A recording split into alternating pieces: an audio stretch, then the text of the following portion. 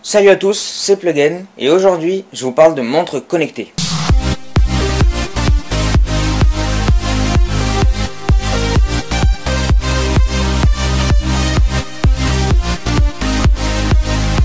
J'ai ici un téléphone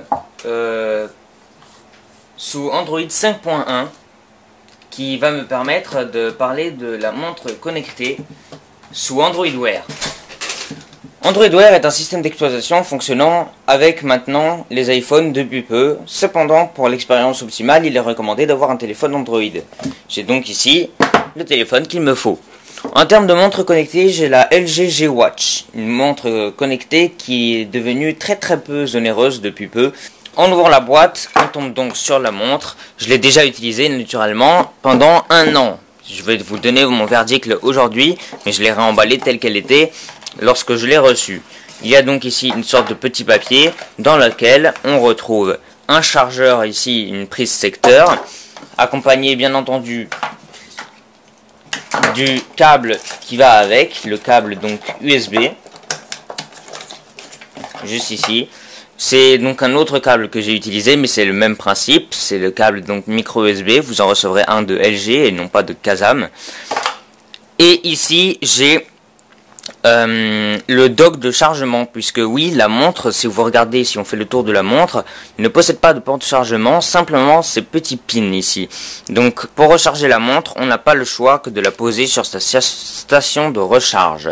Voilà. Et enfin, vous trouvez naturellement des notices démarrage rapide et une feuille de garantie. Donc je vais pousser tout ça sur le côté pour se concentrer que sur l'essentiel.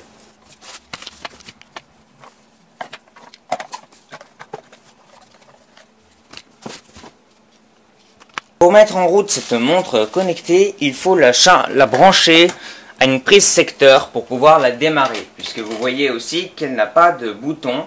Ça lui permet d'ailleurs d'être résistant aux éclaboussures, mais attention, pas à l'immersion totale. C'est parti, on va donc recharger cette montre connectée. Alors, n'ayant pas de prise électrique à proximité, je vais recharger ma montre connectée avec mon smartphone. Très peu de smartphones peuvent faire ça, et peu de gens ont l'adaptateur qui va avec. Par conséquent, vous devez simplement brancher votre montre connectée à une prise murale. Lorsque vous faites ceci, la montre connectée s'allume. Elle va démarrer. Elle est déjà sous la dernière version d'Android Wear pour mon cas, mais après, chaque montre connectée a une version différente.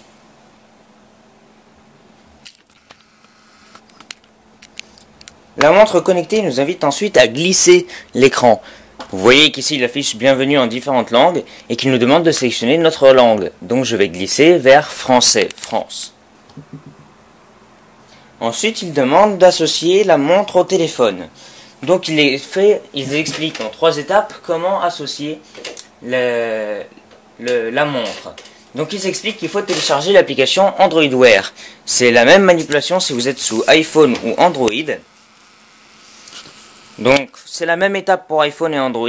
Vous devez aller dans l'App Store ou le Play Store selon la plateforme sur laquelle vous êtes et vous recherchez Android Wear. Vous ouvrez donc vous installez celle de Google. Ici, installer. Vous acceptez les éléments requis par l'application et l'application va s'installer toute seule.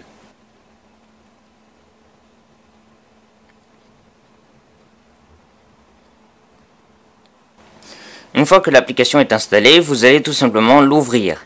Ici, Android Wear va commencer à initialiser ses modules et va vous demander, vous avez une montre. Donc nous, c'est notre cas, on a une montre. Donc on appuie sur suivant. On autorise tous les paramètres, enfin c'est vous qui décidez après comment vous voulez faire. Moi, j'accepte tout. Donc ensuite, il demande d'activer le Bluetooth si c'est pas déjà fait. Donc personnellement, je vais l'activer forcément. Et maintenant ils disent associer la montre.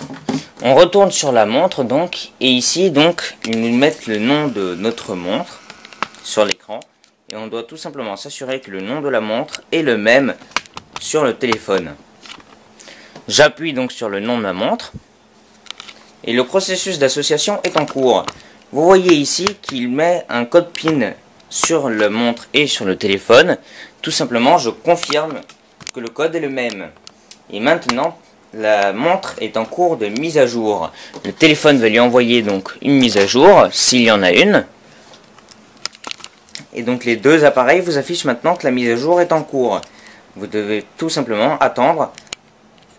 Maintenant, les contacts et certaines applications du téléphone vont automatiquement se synchroniser. Si vous avez des applications compatibles, elle va immédiatement se synchroniser vers Android Wear, vers la montre connectée et s'installer localement. Vous voyez ici qu'il y a actuellement 25 éléments qui sont en cours de synchronisation, toutes des applications, et vous voyez l'icône de l'application en haut.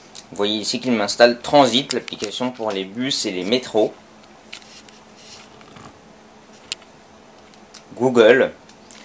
Pendant qu'il installe les autres applications, le téléphone vous propose d'explorer un petit peu les fonctions de votre montre. Et bien, figurez-vous que c'est ce qu'on va faire. Vous voyez ici une vidéo de présentation sur la montre.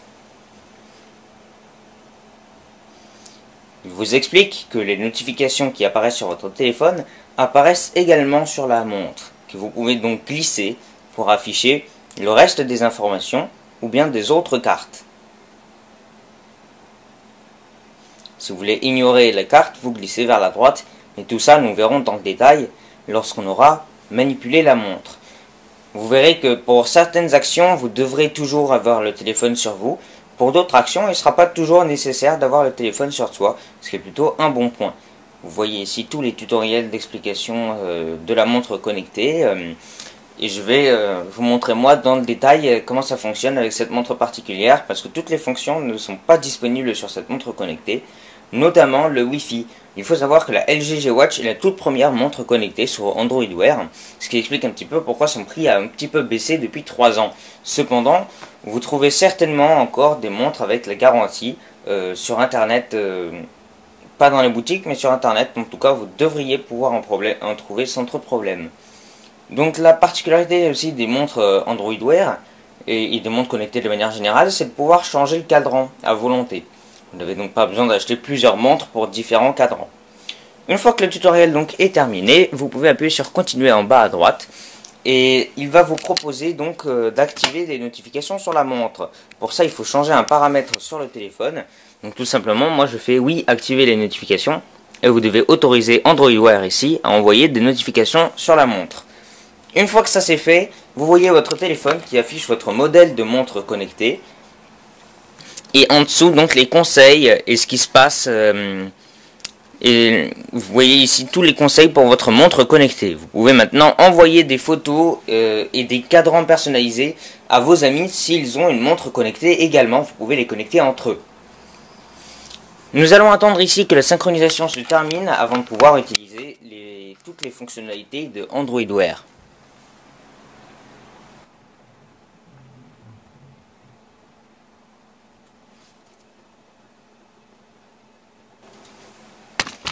En attendant, mon téléphone ici me propose dans le centre de notification que je peux configurer Smart Lock. Smart Lock est une nouvelle technologie d'Android, pas compatible avec tous les téléphones, mais qui permet de dire par exemple que si l'appareil est à proximité et donc connecté au téléphone, le téléphone ne demandera pas de mot de passe puisque il jugera que l'appareil est un appareil sûr, donc qu'on porte toujours sur soi, et que par conséquent, si on l'a sur soi et que le téléphone est à côté, le téléphone ne demandera pas de mot de passe. Donc vous pouvez soit l'autoriser, soit non. Et donc vous voyez ici, vous pouvez ici l'ajouter en tant qu'appareil fiable. Et moi c'est ce que je vais faire. Je dis donc que l'appareil est fiable et je dois ici rentrer mon code PIN de verrouillage.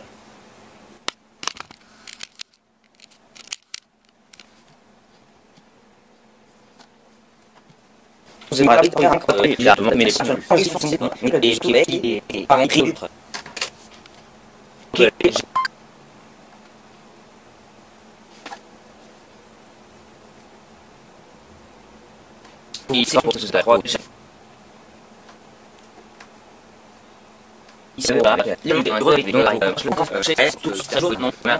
Vous voyez ici la montre vous signale qu'elle est prête, qu'elle est complètement installée.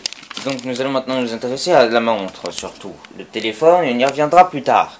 L'idée d'une montre connectée, c'est justement de se débarrasser du téléphone. C'est pour ça que c'est plutôt important de se focaliser uniquement sur la montre. Bien, commençons le tutoriel. Vous êtes prêts? Balayez cet écran vers le haut pour démarrer. Formidable, essayez encore. Facile, n'est-ce pas? Les cadres vous informent toute la journée. Masquer les cartes, donc glisser. Londres, balayez pour plus d'infos. Ok. Donc ça c'est une application, il suffit de faire comme ça pour les masquer. Pour accéder aux applications, balayez le cadran vers la gauche. Balayez le cadran vers la gauche. Comme ça. Voilà. Baissez la luminosité avec votre main. Voilà, hop là j'ai ouvert l'horloge. Une dernière chose, pour modifier le cadran, appuyez de manière prolongée dessus. Donc, Skype et 11 autres applications ont été installées sur la montre, ça c'est très bien. Installez les services Google Play sur votre téléphone. Donc vous avez ici une option qui s'appelle ouvrir sur le téléphone et qui permet de charger donc la notification sur le téléphone pour pouvoir donc agir et faire ce qu'il demande. Vous voyez ici Google et 3 autres cartes qu'il propose. Donc ici je vais changer mon fond d'écran parce qu'il ne me plaît pas. Donc vous avez ici toutes les fonctions. Et donc moi je vais m'en chercher une qui me convient, c'est-à-dire digital. Simple et discret.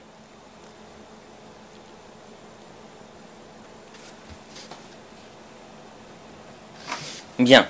Nous allons ici jeter un coup d'œil. Vous avez forcément pas toutes les applications que j'ai. Bien. Mettons de côté le téléphone pour l'instant et regardons les paramètres qu'on a sur la montre. Pour accéder aux paramètres, comme nous l'a expliqué le tutoriel, il faut tout simplement glisser vers la droite pour charger les applications. Paramètres se trouvent tout en bas de la montre connectée, donc ici, paramètres. Vous avez ici les réglages de luminosité. Vous pouvez adapter entre 6 et 1.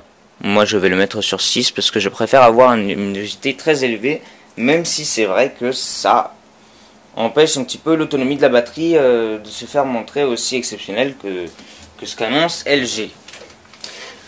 Vous avez ici modifié le cadran de la montre, ça se fait également lorsqu'on appuie longtemps sur l'heure. Taille de la police, vous pouvez régler la taille de la police de la montre, c'est-à-dire si je mets grande et que je reviens donc avant, vous avez une taille de police qui est grande.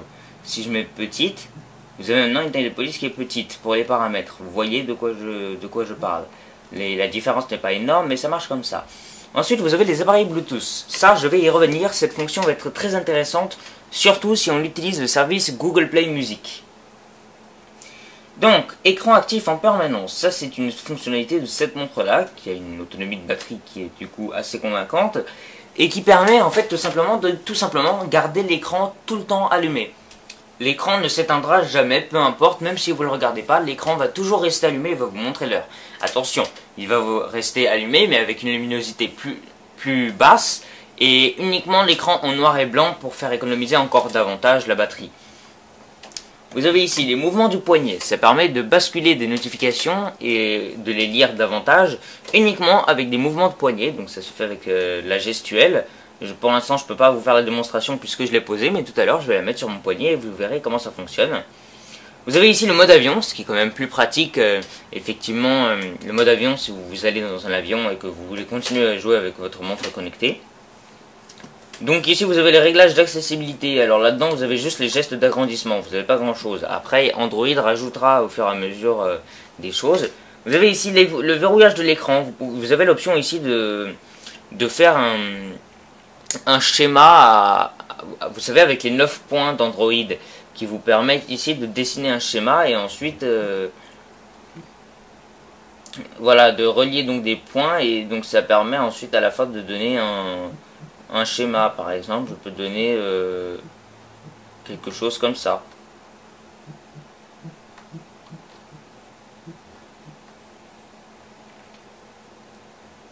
Tout simplement. Donc là, je vais désactiver cet écran parce que je n'en veux pas. Voilà, je l'enlève. Ensuite, vous avez une option pour redémarrer la montre, si vous avez besoin de redémarrer la montre, de l'éteindre, et vous avez dans la section à propos donc toutes les informations concernant votre montre, si la montre est associée, donc vous avez le numéro de build, vous avez toutes les informations là-dessus, donc et dans version, vous pouvez voir ici sur quelle version est votre montre. Donc vous avez ici l'Android 5.1.1, donc les services Google Play, etc. Et vous avez tout en bas mise à jour du système qui permettent de mettre à jour la montre. Il vous dit ici que le système est à jour si tout va bien. Ça, c'est pour les réglages. Ensuite, vous avez beaucoup d'autres fonctionnalités. En glissant depuis l'horloge vers le bas, vous avez ici les réglages, donc pour régler la notification ici. Donc là, vous n'avez pas le droit ici sur le téléphone de recevoir des notifications. Là, vous avez le mode cinéma, si vous voulez que l'écran soit très bas et que l'écran s'éteigne, sauf quand vous tapotez déjà dessus. Donc luminosité élevée, ça permet de régler donc la luminosité au maximum s'il y a du soleil qui arrive sur la montre. Et ici, ça permet d'arriver plus efficacement dans les paramètres. Dans les applications, donc, qu'est-ce qu'elles permettent de faire au final, ces applications? Eh bien, c'est tout l'intérêt d'une montre connectée, figurez-vous. C'est grâce aux montres connectées qu'on arrive au final à avoir quelque chose de convaincant. Alors, je vais supprimer une de mes applications qui ne me plaît pas parce que tout simplement elle est trop présente. C'est cette espèce de petit truc très bizarre et qui ouvre une sorte de multitâche. Donc ça, je l'aime pas et je vais donc désactiver. Certaines applications doivent se paramétrer à l'aide du téléphone. Donc tout simplement, là il me dit que l'appareil est déverrouillé parce que la montre est à côté, et c'est bien vrai, donc il n'y a pas de problème avec ça, je suis d'accord pour qu'il me le déverrouille de cette façon-là parce que l'appareil est à côté. Donc, pour configurer les applications, vous devez tout simplement aller dans la liste de vos applications. Et là, vous allez donc voir toute une liste d'applications. Et vous pouvez tout simplement supprimer des applications qui ne vous vont pas. Donc, celle que je voulais supprimer, c'était un launcher pour Android Wear. Et donc, je vais tout simplement la supprimer.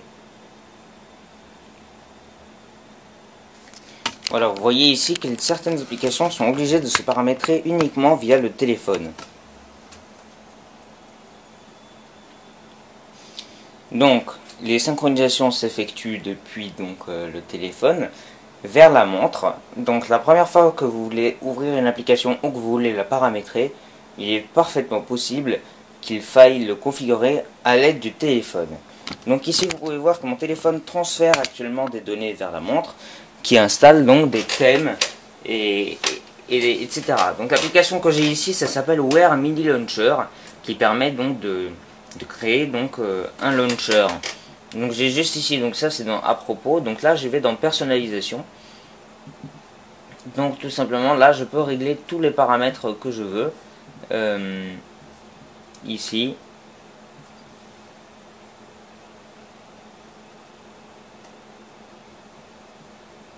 Donc si je vais dans Wear Mini Launcher, vous pouvez voir ici comment je peux le configurer. Donc ici j'ai tiroir ici, désactiver le tiroir. Et donc ici plus sur le téléphone, ça permet d'accéder à tous les autres paramètres donc depuis le téléphone tout simplement. Bien, pour continuer ce test sur la montre connectée, je vais l'enfiler au poignet, afin de vous montrer les différentes fonctionnalités qu'elle propose. Donc je vais prendre la montre, et simplement l'enfiler à mon poignet, comme ça se fait sur n'importe quelle montre normale. Voilà. Le changement d'une montre normale vers une montre connectée n'est pas très difficile, à part que la montre connectée a un effet bien plus massif, puisque vous voyez ici ma montre actuelle, c'est quelque chose de tout bête comme ça. Vous voyez la différence est assez flagrante entre les deux. On part de quelque chose qui est plutôt petit à quelque chose de plutôt massif. Donc les différentes fonctionnalités. Déjà, cette montre-là a la particularité de pouvoir rester tout le temps allumée. Alors là, vous voyez très très mal à cause du reflet, mais vous voyez peut-être ici, voilà, là vous le voyez bien, elle reste tout le temps allumée. Lorsque vous la pointez vers vous, l'écran va s'allumer complètement avec la luminosité telle que vous l'avez choisie. Mais sinon, si vous les gardez comme ça, l'écran va passer au bout de quelques secondes en veille automatiquement. Voilà, ça c'est le mode veille, où vous pouvez jeter un petit coup d'œil comme ça, sans forcément avoir à la démarrer. Concernant l'autonomie, c'est des questions que vous pouvez vous poser. La montre tient environ 1 jour et demi, ce qui n'est pas si bon au final. Ça veut dire que vous êtes obligé de la recharger tous les soirs. Il n'y a pas le choix, parce qu'un jour et demi, ça veut dire que ça vous donnera plus l'heure. À partir d'un certain moment, il n'y a aucun mode d'économie d'énergie ou quoi que ce soit. Non, si la montre n'a plus de batterie, elle n'a plus de batterie, point barre, elle s'éteint et elle ne se rallume plus. Donc, comme vous pouvez donc déjà le remarquer depuis le début de la vidéo, cette montre est carrée au design, donc ça peut plaire ou non à différentes personnes. Personnellement, je n'ai rien contre les montres carrées. Vous voyez, mon ancienne montre était déjà carrée de base, donc voilà. Notez que si vous n'êtes pas sûr, si vous voyez des montres qui sont rondes, notez que l'Apple Watch est carré et que par conséquent, ça peut être un modèle à suivre. Si vous hésitez, voilà. En fait, il y a 2 gros points forts pour cette montre. Premièrement, c'est sa compatibilité. Là, c'est pas que caractéristique à cette montre. C'est-à-dire qu'elle est compatible avec iPhone, Android. Donc les 2 plus grosses plateformes qu'il y a aujourd'hui. Tout ça grâce à une application qui s'appelle Android Wear, qui existe sur le Play Store et sur l'App Store d'Apple. Et bien entendu, par contre, la montre dispose de toutes les fonctionnalités uniquement sur Android. Vous n'aurez pas les applications sur iPhone, par exemple. Vous aurez juste les notifications et la possibilité de répondre à des SMS éventuellement, mais pas plus loin. Donc sur Android, vous avez bien plus de compatibilité. Et l'avantage de cette montre, surtout, c'est qu'elle est très peu chère, puisque vous la trouvez pour moins de 100 €. Personnellement, je l'ai trouvée pour 59 € chez Darty. Maintenant, je pense qu'elle est en rupture de stock, mais vous la trouvez encore pour aux alentours de 70 € sur le net, si vous cherchez bien. Si vous cherchez LG G-Watch, puisque c'est le nom de cette montre, vous allez la trouver plutôt facilement à des prix qui sont parfaitement honnêtes, en dessous de la barre des 100 €. Alors là, ce que j'ai au poignet, c'est la version noire. Sachez qu'il existe aussi une version qui est blanche et dorée. Voilà, moi j'ai pris le modèle noir parce que c'était le modèle qui restait et que voilà, finalement c'est plutôt discret au final. Ensuite, donc oui, si vous vous doutez, l'écran c'est bien du verre, et pas du saphir ou quoi que ce soit qui est résistant. Non, c'est du verre un petit peu normal, j'ai envie de dire, sensible aux rayures et aux cassures, donc vous feriez mieux de faire attention, puisqu'il n'y a pas vraiment de protection. Si je claque ma main contre la table, il est parfaitement possible que l'écran se brise, donc vous devriez faire attention.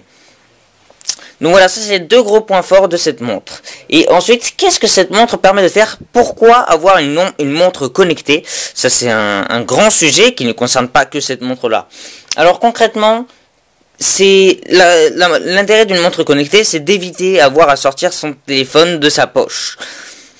Il permet par exemple de trouver un itinéraire ou bien de vous afficher les bus à côté. Ça fonctionne avec des applications, certaines qui sont embarquées à défaut d'Android, d'autres qu'il faut télécharger via le Play Store en se servant du téléphone bien entendu.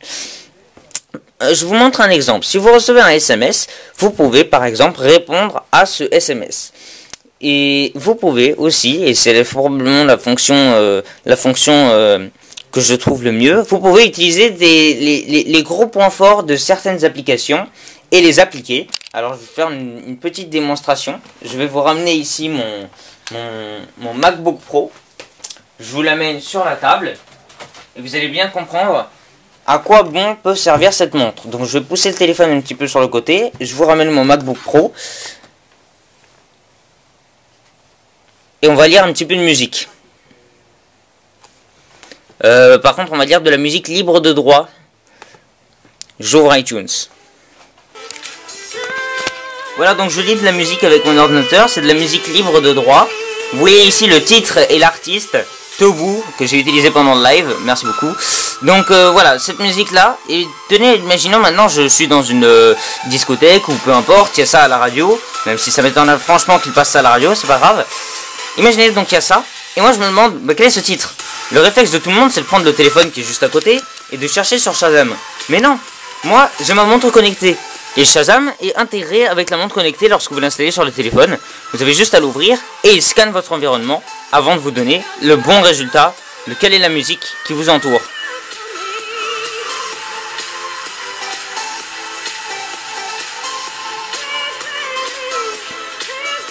Vous avez ici différentes options. Vous voyez ici le logo de l'album en arrière-plan, le titre, l'artiste, donc tout est parfait. Et pour fermer l'application, vous glissez vers la droite. Hop là, on va arrêter la musique maintenant. Une autre fonction intéressante, c'est par exemple la fonction traduction. Lorsque vous parlez à quelqu'un qui ne parle pas la même langue que vous. Vous pouvez choisir ici la langue de destination. Par exemple, ici, on va choisir l'anglais. Du français vers l'anglais. Et donc, je dis par exemple...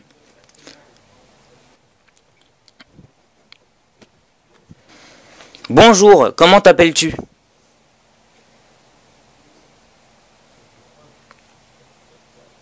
Vous voyez ici la traduction, et si vous parlez à quelqu'un, ce qui est génial, alors je vais me tourner, vous avez juste à retourner la montre vers votre partenaire pour qu'il voit ici ce que vous vouliez dire.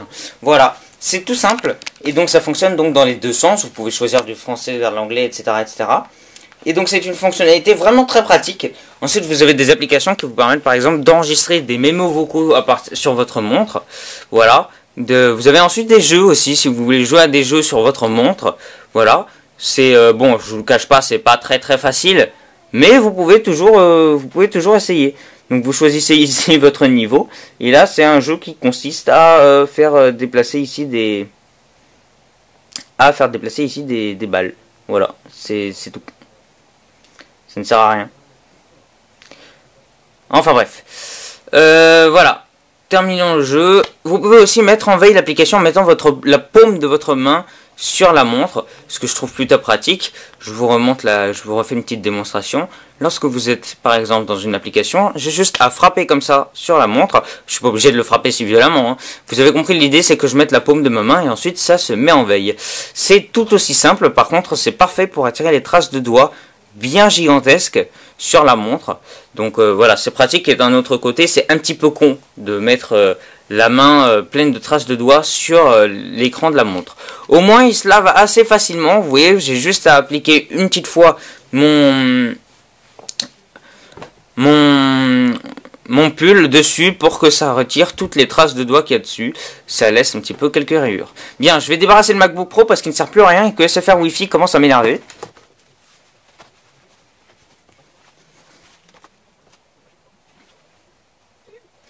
De retour sur le thème de la musique.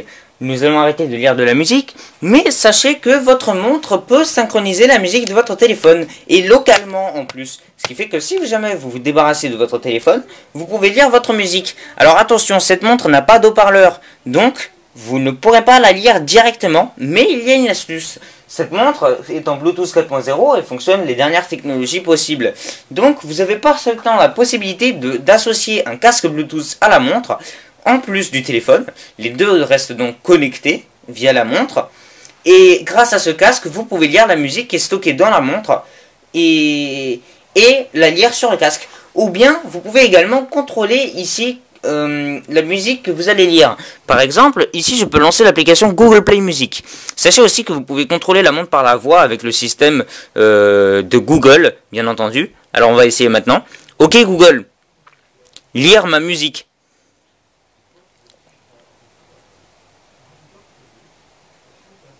Vous voyez ici qu'il fait des traductions. Donc là, il propose Google Play Music. Voilà, mais tout ça, ce sont des... Alors, il faut donner des ordres très précis. C'est ce que je n'aime pas trop avec Google Play.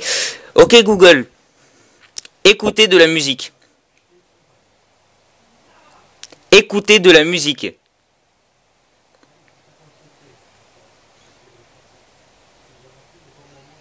Parfait. Vous voyez ici qu'il ouvre l'application. Et l'application s'ouvre d'ailleurs sur le téléphone au passage. Vous avez donc soit cette option là, où l'application va s'ouvrir sur le téléphone.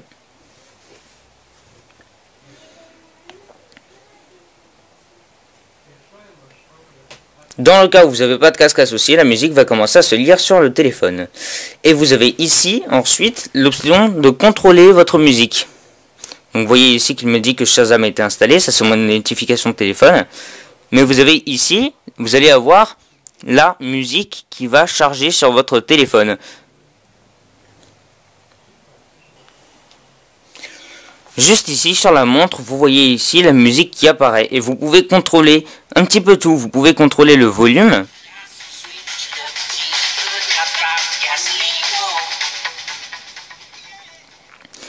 Tout comme vous pouvez contrôler si vous passez à la musique suivante ou autre chose. Voilà, vous avez le contrôle de l'intégralité de votre musique. Vous avez ici l'option de dire si vous aimez ou non le titre. Et vous avez donc toutes les autres musiques que vous pouvez parcourir et sélectionner sur votre montre. Ce que je trouve très bien fait. Je devais donner un inconvénient à cette montre connectée, parce que bien entendu qu'il y a des inconvénients. Le plus gros inconvénient serait que cette montre n'est pas autonome, contrairement à ce que l'on peut penser. Et oui, il y a beaucoup de choses qui laissent penser que la montre est complètement autonome, du fait qu'elle puisse stocker ses propres données, stocker des applications pour que lorsqu'elle est déconnectée du téléphone, elle puisse les utiliser quand même, stocker de la musique même sur la montre et pouvoir les utiliser sur un casque Bluetooth. Tout laisse penser que cette montre est autonome. Eh bien non. Elle n'est pas autonome pour une chose et probablement la fonctionnalité la plus importante. Elle n'est pas autonome pour la fonction la plus utile d'une montre. La fonction primaire d'une montre, c'est indiquer l'heure. En effet, si je déconnecte mon téléphone, que par exemple je désactive ici le Bluetooth, et que je redémarre ma montre aura perdu l'heure. Un autre point faible que je peux lui donner, c'est lorsque vous allez par exemple dans un avion ou un endroit où vous n'avez pas le droit d'avoir des appareils électroniques allumés. Vous allez devoir forcément éteindre la montre. Donc pour cela, vous allez dans les paramètres, éteindre, ça il n'y a pas de souci. Là, il n'y a pas de souci, vous pouvez faire comme ça, éteindre, confirmer, oui. Là, à ce moment-là, la montre s'arrête. Mais le gros souci, c'est que pour la rallumer, vous devrez impérativement la brancher sur sa station d'accueil. Et vous n'avez pas forcément de prise de courant dans un avion. Parce que oui, cette montre n'a aucun bouton, mais à ce moment-là, effectivement, pour l'allumer. Alors cela dit, vous avez un mode de démarrage d'urgence, si jamais vous avez vraiment besoin de la démarrer sans rien du tout.